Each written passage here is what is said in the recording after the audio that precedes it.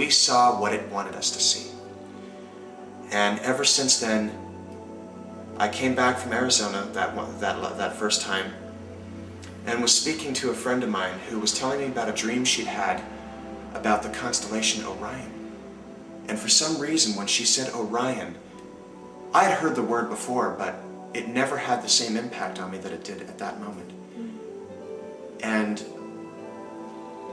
I started to become, to grow this affinity towards the constellation Orion. And I really didn't know anything about it. So the second vision quest, while I was out there, these stars I saw again, and this time I was by myself. And I started to experience these beings connected with these stars on a psychic level. And I saw that they almost resemble, you can't even focus on them because they seem to morph before your eyes. It's like they're emanating all this beautiful color, this incredible color. And I caught a glimpse of what they looked like. And I almost felt like I was being downloaded with energy, with wisdom, with something that would eventually grow and expand into my awareness later on in the future. And I realized the stars that I was looking at were actually the two brightest stars in the constellation Orion. Oh, wow. And that just confirmed it even more for me. Upon coming home, I was invited to experience another vision quest close to home that I didn't even have to look for, once again.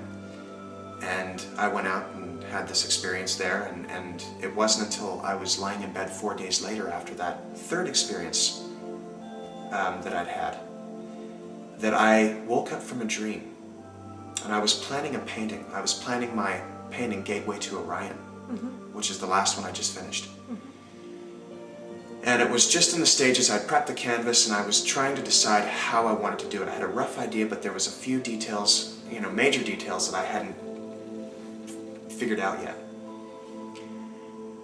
And this is kind of funny, it's a bit personal, but I woke up feeling an extreme sexual desire, Now, creativity and sexuality are tied in together. And it's often been said by, a lot of, I think, yoga teachers and stuff, that, raising that sexual energy to the higher chakras actually becomes creative expression. Correct. So you can actually use that energy to generate kundalini experiences and mystical moments if you know how to raise that energy. Well, a voice in me said, Cameron, raise that energy, because it was strong. It's not too, a regular, I have a pretty strong sexual desire as a guy, but this was intense, And something said, raise that energy. And I wouldn't be able to explain how I did it, but I must have accomplished it in that moment because I suddenly was meditating and seen a star, of all things, a star, that was emanating all the colors of the rainbow so intensely. I've never seen anything with my physical eyes that was intense and as vibrant and as pure in color as what I experienced in that moment. It was just intense. And it wasn't too long after that that I got the inspiration from that as to what my painting was going to be. A voice also said to me when I saw that star within my meditation, and it wasn't just like I was viewing it as a, when people meditate, they see it like a daydream. They experience it as a daydream. This, I was seeing it, experiencing it. I even felt the magnetic pull of it, Words fail me. Yes. Words fail me. That was definitely a genuine mystic moment that you hear some of these people talk about experiencing from time to time. And a voice had said to me, Cameron, what you're seeing is the true essence of who and what you truly are. You're seeing your spirit. And I got very emotional because I finally discovered what kind of beauty was there. We don't generally see ourselves as beautiful. When we look in the mirror, we always find something to criticize or judge.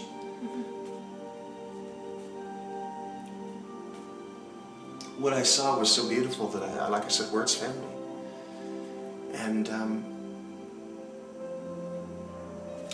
God, I have so many experiences. I could probably one of these days write a book. You probably should. Yeah, probably. You know, I find I'm jumping all over the map here with things that I've experienced because I've got so much I want to share and express. No, but that's beautiful because it's going to resonate with so many people, and that's the point. I really hope it does. And that's. I believe it will. Now, you touched on how the Star of Orion, that's what the painting is called? How it Gateway to Orion. Gateway to Orion. How that came to you. Do all your paintings, are they sort of channeled to you? Is that the right way to describe it? Or is it? I believe in some way, yes. Okay. I believe that, yeah, I will eventually, I'll have a plan as to how I want to do it, and then I'll think about that for a while. And then over the week or two, I'll suddenly receive some kind of inspiration that I always go, oh, there it is. Wow. There it is. And now, I'm not sure how this is going to work because we have your paintings on disc and we want to show them in the actual interview. Is there any particular painting that you'd like to describe, or is there anything that you'd like to share during this interview so we can flash up the pictures? There's two paintings in particular I'd like to share. My first one, which is called Vision Quest, Okay. and the one I've just finished called Gateway to Orion, my most recent one. And there's a poem that I've never written any poetry. This was also channeled from Spirit. Okay. And it is a personal message that was given to me, but it's also meant to be expressed with society at large. Right. Good. Because it's just such a beautiful message, and it puts into perspective where we need to be and where we need to start bringing our focus. So, are you happy to read that on camera? I'd love to. All right. Okay. The poem that I'm about to read is called Birthright, and there's just a very sort of a brief story I'd like to go into before I read the poem. The poem came to me in a very quick moment of inspiration. I was thinking about an experience in my life where I was really truly happy and felt that sense of innocence and freedom. In the past, when I would think back to and try and remember these moments in my life, I couldn't think of anything. Because, you know, my childhood and growing up has been through, you know, I've experienced a lot of turmoil, a lot of stress, and I really had a hard time thinking, you know, and remembering anything where I was really truly happy.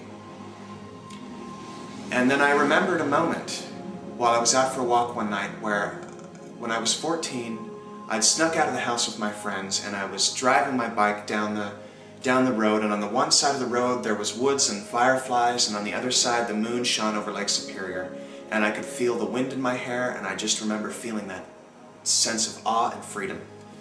And it was in that moment that I experienced this poem that had come through, and it's called Birthright. It is my birthright to live my every dream that flows through my heart on a heavenly stream of consciousness, spirit, the essence of being, that fills every cell with a purpose and meaning. It is my birthright to take back, reclaim all that's mine, prosperity, abundance, and all things divine. Where is this enlightenment to make my mind clearer? Where is God's reflection when I gaze in the mirror? It is said the truth lies beyond form, in stillness, feels light years away from this spiritual illness. It is my birthright to be christened and bathed in divinity, to feel your holy presence within intimate proximity. Here I stand now on this mountain high, shouting to the heavens, hands raised to the sky. Divine Father, where are you? I need you. Are you listening? The full moon's reflection on the ethereal ocean stood glistening, when suddenly a sweet, warm summer breeze caressed my face, and a feeling of pure love beyond time and space. Came the whisper of God's voice from the stars and from the wild. And so it is, and so it is, and so it is, my precious child. My angel, divine enigma, you are the radiant centerpiece of all my creation. And arrive you shall at your heart's destination, when you accept unto thee my universal declaration. Find love and compassion for yourself and earthly brethren. It is then you will shine and soar the infinite realms of heaven.